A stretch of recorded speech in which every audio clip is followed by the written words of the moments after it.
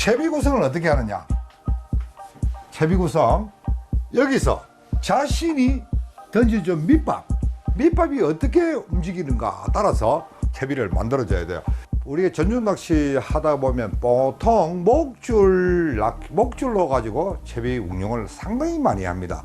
목줄이 길거나 짧거나, 어떨 때는 제가 정말 목줄이 막 한 5m씩 들어가고 이렇게 해요. 어떨 때는 3m 정도 되고 이러는데, 목줄이 길고 짧은 것도 제가 말씀드렸죠. 예, 분명히 말씀드렸습니다. 뽕돌이 무거울 때는 목줄이 길 이유가 없어요. 길면 목줄이 감깁니다. 엉킨다라는 말이 맞겠죠. 그래서 감기고, 뽕돌이 아주 작을수록 목줄을 조금 길어줘야 이 작은 뽕돌이 자유롭게 채비를 가지고 내리게 됩니다. 전유동 낚시에서 목줄의 의미는요, 제가 저번 시간에 분명히 말씀드렸을 거예요. 예, 원줄 이게 지가 이래 있고 내려옵니다. 예, 뭐 탐색형 수중자는 꽂고 밑에 굿을 꽂고 도래를 이렇게 매고 목줄을 이렇게 목줄에 가서 바늘 이렇게 맵니다. 바늘 맸죠.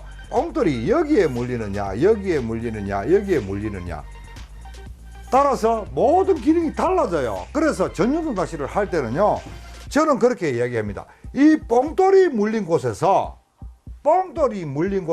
바늘까지의 거리를 목줄이라 그래요. 목줄의 개념이에요. 이건 하나의 기둥줄에 불과하죠. 기둥줄이죠. 만약에 뽕돌이 여기에 물렸다라고 했을 때는 바늘에서부터 여기까지가 목줄의 개념입니다. 목줄의 개념. 이런 개념. 요만큼이 기둥줄이 되는 거죠. 그래서 우리가 목줄을 길게 한다 했을 때는 보통 모든 낚시하시는 분들이 생각하기로는 목줄이 돌의 매듭서부터 바늘까지가 목줄이다라고 정의를 내리겠지만은, 전유동 낚시를 할 때만큼은요, 뽕돌이 있는 곳부터 시작해서 바늘까지가 목줄의 개념이 되는 겁니다. 그래 얘기가 돼요. 그래서 이 목줄의 개념, 채비의 구성이 이 목줄의 개념하고 아주 바로 직결됩니다. 왜? 내가 이렇게 밑밥을 뿌렸을 때 저렇게 이렇게 흘러가니까, 또 내지는 파도가 쳐서 반전조리가 이렇게 있으니까 밑밥이 이렇게 흩어진다. 그러면 내 채비도 밑밥처럼 움직이게끔 만들어줘야지. 어디서? 물속 깊이에서. 그래서 뽕돌이 필요한 거 아니겠습니까?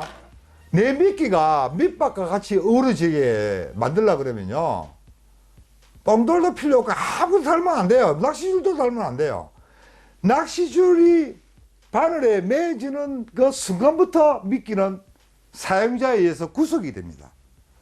미끼가 아무리 밑밥처럼 흘러가고 싶어도 사용자가 허락을 안 하면 갈 수가 없다, 이런 얘기가 돼요. 무슨 말인지 이해하시겠습니까? 그래서 이 미끼를 최대한 밑밥처럼 자연스럽게 놀려주기 위해서는 뽕돌이 미끼를 간섭을 하면 안 된다. 다시 말해서 뽕돌로 하여금 미끼의 움직임을 방해하지 마라 라는 것을 우리는 생각하지 않으면 안 된다. 그래서 밑밥이 이렇게 내려간다. 나도 미끼도 밑밥처럼 이렇게 움직여줘야만이 물고기가 경계심 없이 확 물지 않을까. 어디서? 물속에서 그렇게 놀게 하기 위해서는 뽕돌이 불가피하다.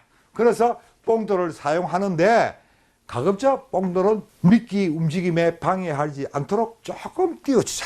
그래서 좀 멀리 달아서 아래로 내려준다. 어디에? 여기 던져놓으면 잡아가 미끼 땡큐 하면서 탁 먹어버리겠죠. 그러나 조금 멀리 던져서 위로 끌어오는, 이른바 테크닉 시간에 제가 말씀드릴게요. 깊이서 얕은 곳으로 오는, 위로 간다고 해서 상향식이래요. 상향식 낚시 방법이 전개되는 겁니다. 전중 낚시에서. 아시겠습니까? 이해하십니까? 그래서 채비를 조금 멀리 던져서 상향식 끌고 오는 방법으로 해서 어느 적당한 곳에 이렇게 머물게 함으로써 내려가는 던져주는 밑밥에 냄새를 맡고 녀석들이 이게 어디서 냄새 나지 하면서 올라왔다가 미끼에 탁 걸려드는 그런 체제를 갖춘다. 그럼 또 조류가 전혀 없다. 조류 흐름이 없어서 이 녀석들이 이것으로 끌어올리고 싶어도 올라오게 할 방법이 없다. 그렇게 되게 되면 녀석들이 머물고 있는 곳으로 직접 다이렉트 공략을 해야 되는데, 이때는 밑밥을 뭉치자. 단단하게. 그러면 거리를 좀 입자 크게 잘게 부수지 말고 하나쯤은 이렇게 툭툭툭 발로 쿡쿡 밟아 잘 녹은, 적당히 알맞게 녹은 커리를 탁 해서 그 집어지 한번 팍 부어서 씩씩하게 탁 뭉쳐서 뿅 던져서 탁 떨어뜨리면 꼬르륵 떨어 밑에 있는 녀석들이 와 주워 먹기 시작한다는 거죠. 그러면 이곳에 채비를 던져서 내려줘야 된다. 하향식이죠. 위에서 아래로 그냥 집중적으로 이제 내려줘야 된다. 수심에 관계없이 깊든 낮든 얼마나 수심이 될지는 알 수가 없잖아요. 아래 좌우전 위에서 아래로 내 미끼를 밑밥이 내린 곳으로 접근시켜야 된다라고 했을 때는 이 뽕들이 어떻게 아래로 와야 되겠죠. 그럼 목줄이 짧아져야 돼. 목줄이 짧아져야 되는 원인은 이유는 뽕들이 클 때 목줄이 짧아져야 된다 거죠. 속공할 때는 예를 들어서 여기서 이쯤 올렸을 때는 G2 혹은 G1B 뽕돌을 사용했다라고 했을 때 직공공략할 때는 이곳으로 내려갈 때는 2B 정도 가감하게 사용해도 전혀 관계가 없다는 거죠. 왜? 여러분들 채비 여기서 톡 던지고 바로 내려지는 않지 않습니까? 여기 던져서 이렇게 채비가 착수된 채비가 이렇게 내려오지 않습니까? 그렇게 되면 뽕들이 무거워도 채비가 이렇게 끌려오는 상황이기 때문에 미끼가 목줄을 타거나 기둥줄을 타거나 할 염려는 없어요. 그래서 이렇게 내려오기 때문에 뽕줄이 약간 굵어져도 관계없다. 마이너스 B죠. B 뽕돌을 가지고 한다고 해서 전유동 낚시 B 뽕돌을 하는 거 아니에요. 전유동 낚시는요, 상황에 맞게끔 따라서 들어가는 것이기 때문에 혹자는 오해를 많이 하시더라고요. 저부력 전유동 낚시 하게 되면 B 뽕돌을 가지고 그게 아니에요. 적당히 수심이 깊으면 조류가 빠르고 하게 되면요, 뽕돌 굵게 들어갑니다. 심지어 영릉철 같은 경우에 제가 조류가 빠른 곳에 이런 수심 깊은 곳에 공략할 때는 사실 4B 뽕돌까지 사용해요. 사비봉돌까지 사용합니다. 그래도 핑핑 날아갑니다. 여러분 그 참돔낚시 본류대 해보십시오. 전용 낚시 참돔낚시 하게 되면요, 3호 봉돌 들어가요. 3호 봉돌. 3B가 아니고 3호, 1호, 2호, 3호. 그 무거운 추가 들어가도 핑핑 날아가 버려요. 그래서 전용 낚시는 저부력 전용 낚시가 절대적이다 그런 건 아니에요. 저부력 전용 낚시, 고부력 전용 낚시 아니고 전유동 낚시.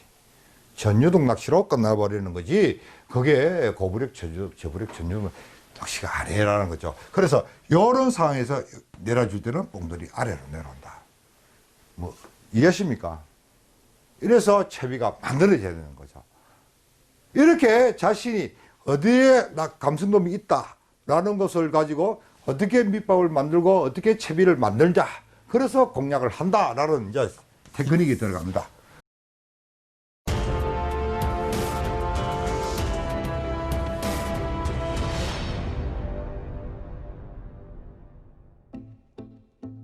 우리 회원들에게 만나면 감성돔 낚시, 감성돔의 특성이 뭐냐? 이래 물어봐요. 장난삼아 물어봅니다. 그 답변 더 안 나오면요, 그 사람 감성돔 낚시 잘 못하는 거예요. 감성돔 낚시 잘 하시는 분들은요, 감성돔 포인트 잘 찾는 분들은요, 감성돔의 습성을 알아야 돼요. 그 지피지기면 백승백승이라 그랬죠. 그래서 모든 감성돔 낚시뿐만 아니라 모든 여러분 루어 낚시 하시는 분들도, 베스 낚시 하시는 분들도 다 그러면 다 알 거예요. 베스의 습성, 산천어의 습성, 연어 습성, 강어의 습성, 이런 걸 알아야 다운샷이 들어가고 플라이 낚시도 들어가고 다 들어가는 거예요. 상대방을 모르면 안 되는 겁니다. 그래서 감성돔의 습성을 알아야만이 낚시 방법이 구성되고 그 낚시 방법에 따라서 밑밥 및 채비가 구성된다. 이해하시겠습니까? 자, 그러면 테크닉에 들어가서 김문수의 갯바위 일지낚시 테크닉 제2조 1항에 탁 나옵니다. 감성돔뿐만 아니라 물고기는 우리 대상어종은, 그렇죠, 대상어종은 끈기와 집념으로 낚아라. 대상어종은 끈기와 집념이 없으면 낚시를 낚을 수가 없습니다. 여기서 내가 낚시를 하는데 이렇게 생각을 해서 밑밥을 던졌을 때 물고기가, 여기 있는 물고기가 올라올 것이다. 당연히 올라요. 이론적으로는 올라와야 돼요. 하지만 여기에 물고기가 없을 수도 있습니다. 그렇죠? 그러나 물고기가 있어도 안 올라올 수가 있어요. 그거는 물고기 마음입니다. 그렇지 않습니까? 물고기 마음이 그렇다 하더라도 끈기와 집념으로 계속 주기적으로 밑밥을 주면서 녀석을 꼬드겨야 된다는 거죠. 그래서 끈기와 집념으로 낚아라 라는 얘기가 있습니다. 그리고 자신이 물속에 노리는 감성돔이 되어라 라고 이렇게 얘기를 적어놨어요. 뭐라고 그때 이게 이 적은 지가 굉장히 오래됐는데 사람이나 짐승이나 마찬가지예요. 마찬가지인데 꼭 감성돔뿐만 아니라 자신이 물속에 노니는 대상어종이 되어라. 내가 만약에 감성돔이라면 이 추운 겨울에 이렇게 차가운 저수온 때에는 어떻게 하고 있을 것이다. 어떻게 할 것이다. 내가 만약에 감성돔이라면 이렇게 조류가 빠른 곳에서는 어떻게 할 것이다. 말해서 하지 않으면 녀석들을 만날 수가 없어요. 녀석들을 만날 수가 없습니다. 미끼 끼는 것도 마찬가지예요. 내가 만약에 감성돔이라면 내가 이렇게 끼는 미끼를 먹겠나? 내가 만약에 감성돔이라면 내가 이렇게 부자연스러운 미끼를 먹겠나? 라는 생각을 하지 않으면 쉽게 대상어종을 만날 수 없다는 겁니다. 그런 것도 테크닉 중에 하나가 돼요. 그리고 이제 나오는데 2조 상황이라고 이래 놓은데 뭐라고 적어놨나 그러면요. 잡어들은 감성돔의 전령. 뭔 말이냐? 한번 읽어볼게요. 잡어들이 없는 곳엔 감성돔도 없다. 맞아요. 당연해요. 당연해요. 밑밥도 그래요. 잡어가 많이 달라드는 밑밥이 좋은 밑밥입니다. 누가 그래요? 누가 탁 밑밥을 던지면 잡어 좀 안 오고 대상어종만 와서 모이는 그런 밑밥이 없을까? 없어요. 잡어가 많이 모이는 밑밥이 좋은 밑밥이라. 잡어가 없는 곳엔 감성돔도 없어요. 그래서 잡어가 없는 곳에서는 감성돔도 없다. 잡어들이 몰려와 밑밥을 먹기 시작하면 잡어들의 행동에서 시선을 떼지 마라. 물론 이거는 낚시를 하시는 분들은 기본적으로 아셔야 되지만 필히 반드시 아셔야 됩니다. 잡어들은 처음 표층에서 막 어우러져요. 물론 감성돔뿐만 아니라 농어, 돌돔, 참돔 이런 포식자가 나타나게 되면요 순식간에 사라집니다. 순식간에. 그래서 지금 내만건 감성돔 낚시에 점하게 되면요 가장 머리 아픈 녀석이 보거예요. 복섬. 이 녀석은요 바닥에 돼 있거든요. 바닥에 모래밭에서 저가 집을 짓고 막 이래 모래를 갖고 놀기 때문에 바닥에서도 먹고 위에서도 먹고 막 낚시줄도 갈고. 그런데 보거가 그래 많아도 계속 낚시를 하셔야 됩니다. 때로는 보거가 이래 많고 이러면요 포기해버립니다. 보거 때문에.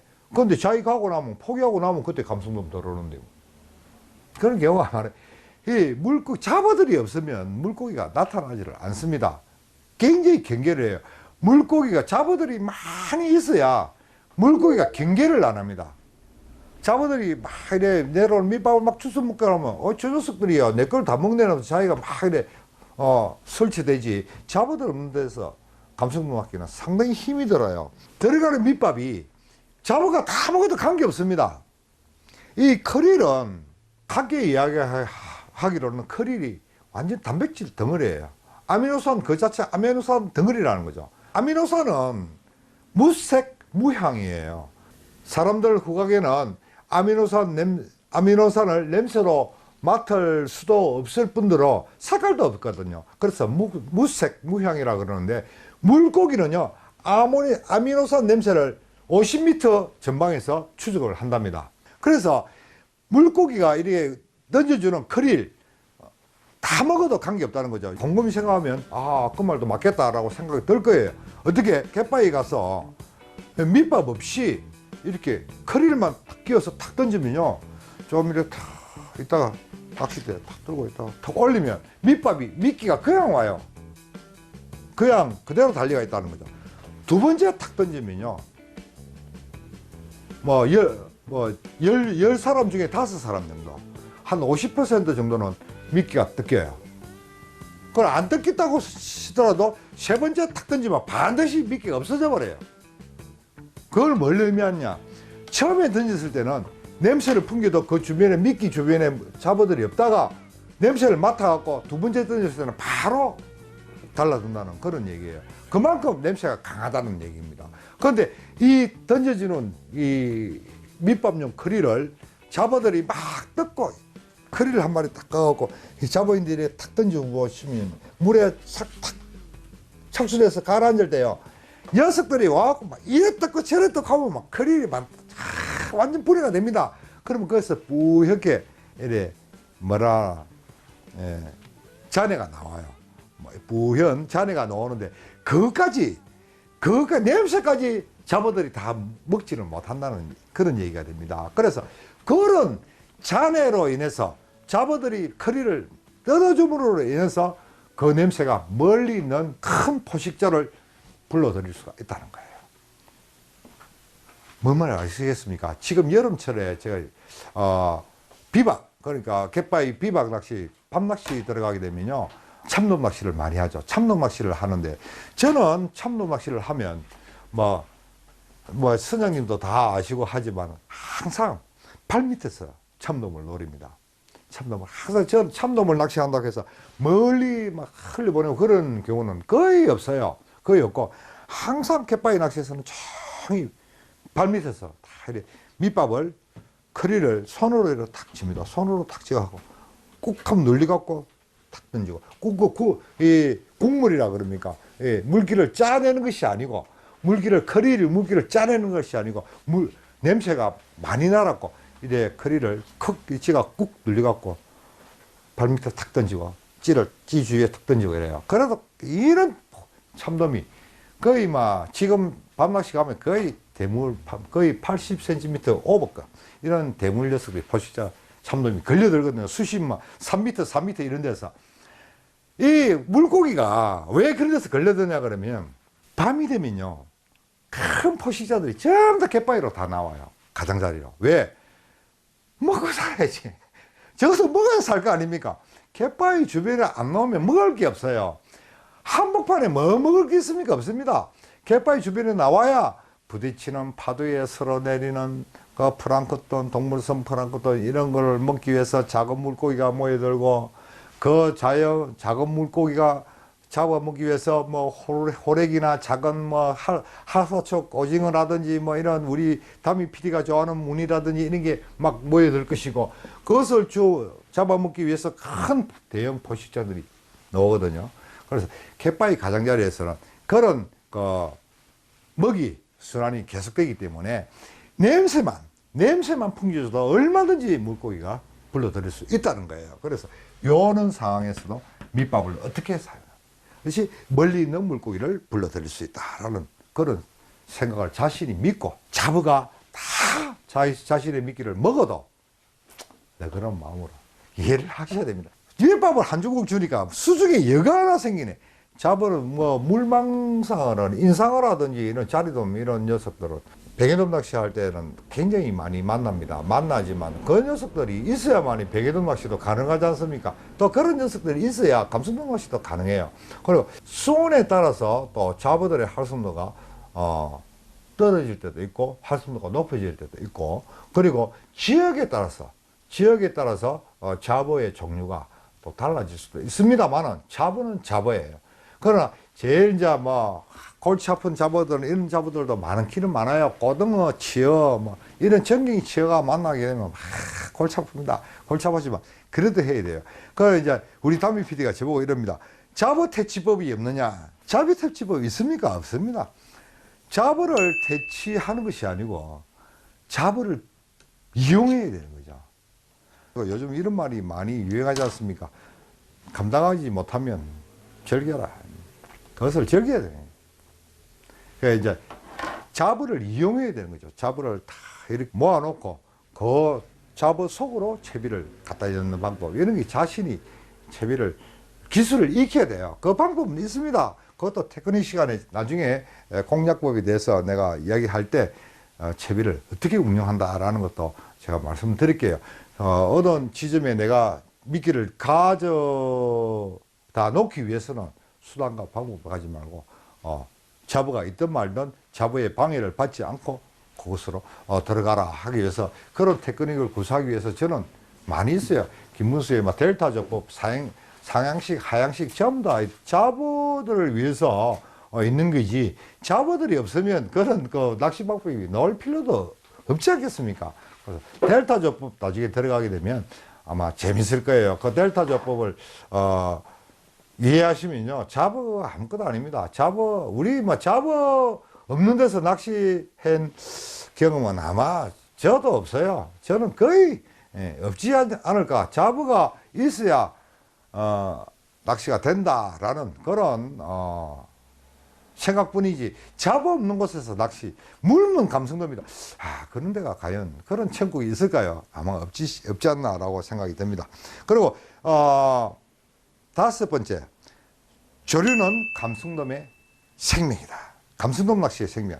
우리 조류는 감성돔 낚시의 생명뿐만 아니라 모든 어종의 조류가 있으면 상당히 유리해요. 특히 반유동 낚시 같은 경우에는 조류가 있으면 굉장히 유리합니다. 가만히 띄워놔도 쫙 흘러가면서 되기 때문에 굉장히 유리해요. 그러나 이 잔잔하게 흘러가는, 유하게 흘러가는 것보다도 조금 빠른 조류가 채비를 연기시키기가 상당히 유리합니다. 잔잔하게 되면 사실 채비 무게를 맞추기가 상당히 힘이 들어요. 조류가 빠른 곳에서는 김문수가 낚시를 못하더라, 못하더라, 그렇게 조류가 없는 데서 낚시를 하더라. 사실 조류 없는 데서 낚시하기 쉬워요. 쉽지만 사실 조류가 있으면 더 쉬워요. 조류가 있으면 굉장히 운영 체제가 엄청 첨가합니다. 그러나 조류가 없는 데서는요, 샷치 잘못하면 바닥 걸림이 발생되기 때문에 정말 고단위 테크닉이 필요하거든요. 그래서 여러분들 나중에 전용 낚시를 해보시면 아시게 될 거예요. 그래서 조류가 있으면 조류를 이용해서 내 채비, 내 미끼를 놀려주는 거죠. 내 채비를 흘러보내는 것이 아니고 죽어있는 미끼에 생명을 불어 넣는 거죠. 조류로 의해서. 그래서 조금 전에 말씀드렸듯이 반유동 낚시는 이렇게 그냥 조류를 따라서 유하게 흘러갈 수 있도록 해주기 하게 되면 동조가 어느 정도 가서 이루어질 수 있는데, 전유동 낚시는 그렇지 않아요. 전유동 낚시는 그렇게 흘러보냈다가는 어느 정도, 반유동 낚시는 기본 추가 있기 때문에 정렬이 돼서 흘러가기 때문에 큰 염려는 없지만, 전유동 낚시는 그냥 이렇게 흘러가면서 채비가 진행합니다. 그래서 그렇게 보냈다가는 10중 8구 미끼는 잡어 것이에요. 그래서 잡어를 피해서 딴 곳으로 던져서 이미 숙신점을 확보한 다음에 포인트로 진입시키는 것이 전유동 낚시의 근본적인 원칙이거든요.